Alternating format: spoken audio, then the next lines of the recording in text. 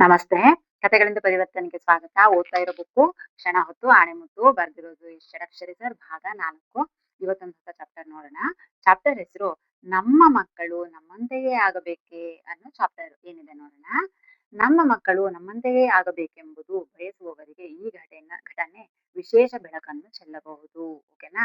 ಅಂದ್ರೆ ಕೆಲವ್ರು ಹೇಳ್ತಾ ಇರ್ತಾರಲ್ವಾ, ನಮ್ಮ ಮಕ್ಕಳು ನಮ್ಮಂತೆನೇ ಆಗ್ಬೇಕು ಅಂತ ಹೇಳಿ.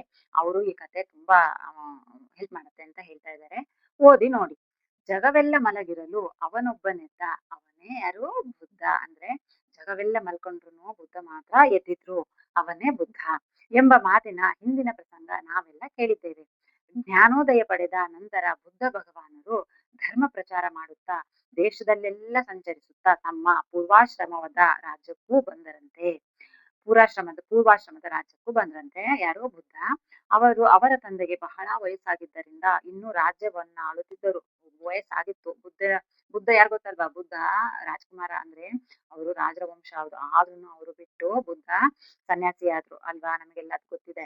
ಹಾಗಾಗಿ ಅಂದ್ರೆ ಅವರಪ್ಪ ಇದ್ರಲ್ವಾ ಮಹಾರಾಜ, ಅವರಿಗೆ ವಯಸ್ಸಾದ್ರೂ ಮತ್ತೆ ಮಗ ಇಲ್ಲ ಅಲ್ವಾ? ಹಾಗಾಗಿ ಆ ರಾಜ್ಯವನ್ನ ಅವ್ರು ಇನ್ನೂ ಆಳ್ತಾ ಇದ್ರು. ವಯಸ್ಸಿಗೆ ಬಂದ ಮಗ ಯಾರಿಗೂ ಹೇಳದೆ ಮಧ್ಯರಾತ್ರಿಯಲ್ಲಿ ಮನೆ ಬಿಟ್ಟು ಹೋಗಿ ಬಿಟ್ಟಿದ್ದ.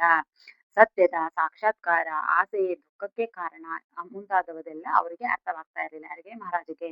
ರಾಜ್ಯವನ್ನು ಬಿಟ್ಟು ಹೋದ ಒಬ್ಬನೇ ಮಗನ ಬಗ್ಗೆ ಅಸಮಾಧಾನವಿದ್ದವರಿಗೆ.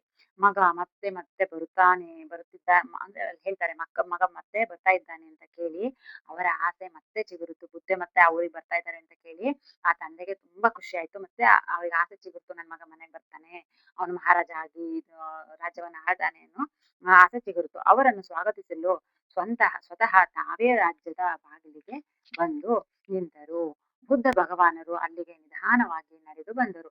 ಚಕ್ರವರ್ತಿಯ ಕಿರೀಟ ಧರಿಸಿ ಆನೆಯ ಮೇಲಿನ ಅಂಬಾರಿಯನ್ನೇರಿ ವಿಜೃಂಭಿಸಿ ಬರಬೇಕಾದ ಮಗ ಕಾಷಾಯ ವಸ್ತ್ರ ಧರಿಸಿ ಬರಿಗಾಲಿನಲ್ಲಿ ನಡೆದು ಬರುವುದನ್ನು ಕಂಡು ಪಿತೃ ಹೃದಯಕ್ಕೆ ತಡೆಯಲಾರದಷ್ಟು ಸಿಟ್ಟು ಬಂತು.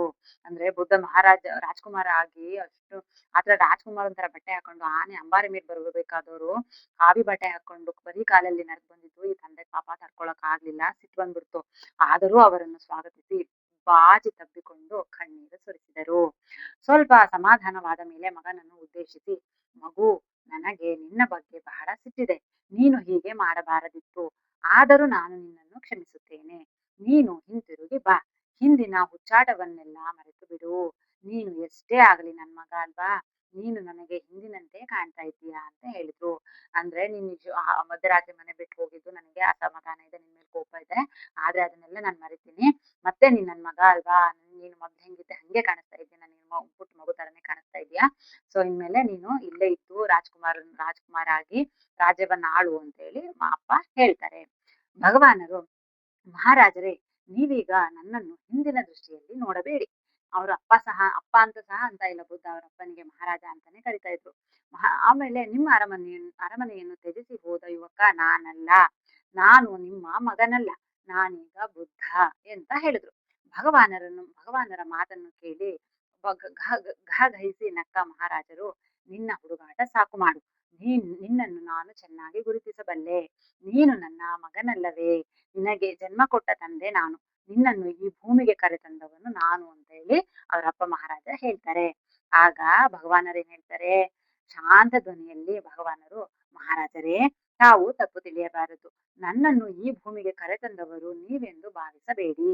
ನಾನು ನಿಮ್ಮ ಮೂಲಕ ಈ ಭೂಮಿಗೆ ಬಂದಿದ್ದೇನಷ್ಟೇ. ಅಂದ್ರೆ ನಿಮ್ಮ ಮೂಲಕ ಬಂದಿದ್ದೀನಿ ಹೊರತು ನಾನು ನಿಮ್ಮ ಸ್ವಂತದವನಲ್ಲ.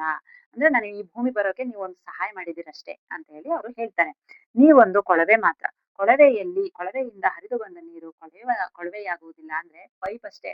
ಪೈಪು ಏನ್ ಸಪೋರ್ಟ್ ಮಾಡುತ್ತೆ? ನೀರ್ ಹರಿಯೋದಕ್ಕೆ ಆ ಪೈಪ್ ಸಪೋರ್ಟ್ ಮಾಡುತ್ತೆ ಅಷ್ಟೇ.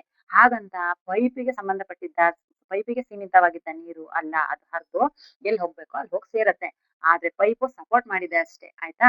ಹಾಗೆ ನಮ್ಮ ತಂದೆ ತಾಯಿ ನಮಗೆ ಭೂಮಿ ಬರಕ್ಕೆ ಸಪೋರ್ಟ್ ಮಾಡಿದಾರೆ ಅಷ್ಟೇ. ನಾವು ಅವ್ರ ಸ್ವಂತದವರ ಖಂಡಿತ ಅಲ್ಲ ಅಂತ ಹೇಳಿ ಹೇಳ್ತಾ ಇದ್ದಾರೆ ಭಗವಾನ್ ಬುದ್ಧ ಅವರು. ಆಗ ಎಂದು ಹೇಳಿ ಮುಂದೆ ನಡೆದ್ರು. ಇಷ್ಟ ಹೇಳಿ ನೀರು ಪೈಪ್ ಮೂಲಕ ನೀರು ಬಂದಿದ್ ಮಾತ್ರಕ್ಕೆ ನೀರು ಕೊಳವೆದಾಗಲ್ಲ ಅಂತ ಹೇಳಿ ಮಾತು ಹೇಳಿ ಬುದ್ಧ ಭಗವಾನರು ಮುಂದೆ ಹೊರಡ್ತಾರೆ. ಮಹಾರಾಜ ಕಣ್ಮುಚ್ಚದೆ ನೋಡುತ್ತಾ ನಿಂತರು. ಯಾಕೆಂದ್ರೆ ಅವರ ಕಣ್ಣು ತೆರೆದಿತ್ತು. ಅಂದ್ರೆ ಆ ಮಾತು ಮಹಾರಾಜರಿಗೆ ಅರ್ಥ ಆಗಿತ್ತು. ಹೌದಲ್ವಾ? ನನ್ ಮೂಲಕ ಬಂದಿದ್ದ ನನ್ ಮಗ ಅಷ್ಟೇ. ಅವ್ನು ನನ್ ಮಗ ಅಂತ ನಾ ಹಿಡಿದಿಡ್ಬಾರ್ದು ಅಂತ ಹೇಳಿ ಅವರಿಗೆ ಅರ್ಥ ಆಯ್ತು ಮಹಾರಾಜರಿಗೆ. ಹಾಗಾಗಿ ಅವರು ಸುಮ್ನೆ ನಿಂತ್ಕೊಂಡ್ಬಿಟ್ರು. ಯೋಚಿಸಿ ನೋಡಿ, ಈಗ ನಾವೆಲ್ಲ ಯೋಚಿಸಿ ನೋಡೋಣ. ಎಲ್ಲಾ ತಂದೆಯರು ಅವರವರ ಮಕ್ಕಳನ್ನು ಭೂಮಿಗೆ ಕರೆತಂದ ಕೊಳವೆಗಳು ಅಷ್ಟೇ ಅಲ್ಲವೇ?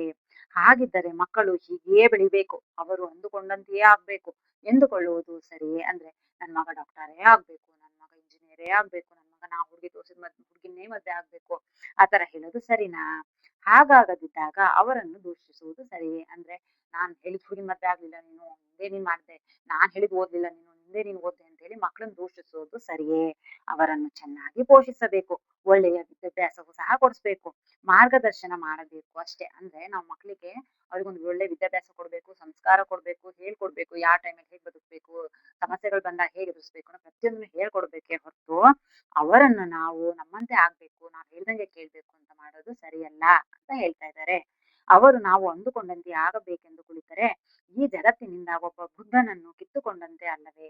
ಯೋಚಿಸಿ ನೋಡಿ ಅಂತ ಹೇಳಿ ಷಡಕ್ಷರಿ ಸರ್ ಹೇಳ್ತಾ ಇದ್ದಾರೆ. ಹೌದಲ್ವಾ? ಈ ಮಾತು ಎಷ್ಟು ನಿಜ ನೋಡಿ. ನಾವೆಲ್ಲ ಮಕ್ಕಳಿಗೆ ಹೇಳ್ತೀವಿ, ನಾ ಹೇಳಿದ್ದೇ ಓದು, ನಾ ಹೇಳಿದ್ದೇ ಮಾಡು, ನಾ ಹೇಳಿದ ಹುಡುಗಿನೇ ಮದ್ವೆ ಆಗು ಅಂತ ಹೇಳಿ ಎಷ್ಟು ಪ್ರೆಷರ್ ಆಗ್ತೀವಿ. ಅಂದ್ರೆ ನಾವ್ ಅನ್ಕೊಂಡಿರ್ತೀವಿ ನಾವು ಹುಟ್ಟಿಸಿದ್ದು ನಮ್ಮ ಮಕ್ಕಳವರು ಅಂತ ಹೇಳಿ ನಾವು ಅಧಿಕಾರ ಚಲಾಯಿಸಕ್ ನೋಡ್ತೀವಿ. ಸೊ ಈ ಚಾಪ್ಟರ್ ಅನ್ನು ಕೇಳಿದ್ಮೇಲೆ ದಯವಿಟ್ಟು ನಮ್ಮ ಮಕ್ಕಳ ಮೇಲೆ ನಾವು ಅಧಿಕಾರ ತೋರ್ಸೋದ್ ಬೇಡ, ಅಂದ್ರೆ ಅಧಿಕಾರ ಚಲಾಯಿಸೋದ್ ಬೇಡ. ಅವ್ರ ಬಗ್ಗೆ ನನ್ನೋರು, ನನ್ ಮಕ್ಳು, ನಾ ಹೇಳ್ದಂಗೆ ಕೇಳ್ಬೇಕು ಅಂತ ಹೇಳಿ ಜಾಸ್ತಿ ಅವ್ರಿಗೆ ಪ್ರೆಷರ್ ಹಾಕೋದ್ ಬೇಡ. ನಾವು ಒಳ್ಳೆ ಶಿಕ್ಷಣ ಕೊಡ್ಸೋಣ, ಒಳ್ಳೆ ಸಂಸ್ಕಾರ ಕೊಡೋಣ, ತಪ್ಪು ಮಾಡಿದಾಗ ಬುದ್ಧಿ ಹೇಳೋಣ, ಎಲ್ಲ ಮಾಡೋಣ. ಆದ್ರೆ ನಾವ್ ಹೇಳ್ದಂತೆ ಅವ್ರು ಕೇಳ್ಬೇಕು. ಕೇಳ್ದೆ ಇದ್ದಾಗ ಅವ್ರನ್ನ ದ್ವೇಷ ಮಾಡೋದು ತಪ್ಪು ಅಂತ ಈ ಚಾಪ್ಟರ್ ಇಂದ ಗೊತ್ತಾಗ್ತಿದೆ. ಸೊ ಇದುವರೆಗೂ ಯಾರ್ಯಾರು ಈ ತರ ಮಾಡಿದೀವಿ ಇದನ್ನ ಅರ್ಥ ಮಾಡ್ಕೊಂಡು ಇನ್ಮೇಲೆ ನಮ್ಮ ಮಕ್ಳಿನ ಬಗ್ಗೆ ದ್ವೇಷ ಮಾಡದೆ ಅವ್ರು ನಾವ್ ಹೇಳ್ದಂಗೆ ಕೇಳ್ಬೇಕು ಅಂತ ನೋಡ್ದೆ ಅವರ ಆಸೆಗಳು, ಅವರ ಕನಸುಗಳಿಗೂ ನಾವು ಬೆಲೆ ಕೊಡೋಣ ಅಂತ ಹೇಳ್ತೀನಿ. ಸೊ ಈ ಚಾಪ್ಟರ್ ತುಂಬಾ ಇಷ್ಟ ಆಯ್ತಲ್ವಾ? ಮತ್ತೆ ಇನ್ನೊಂದು ಚಾಪ್ಟರ್ ಜೊತೆ ಬರ್ತೀನಿ.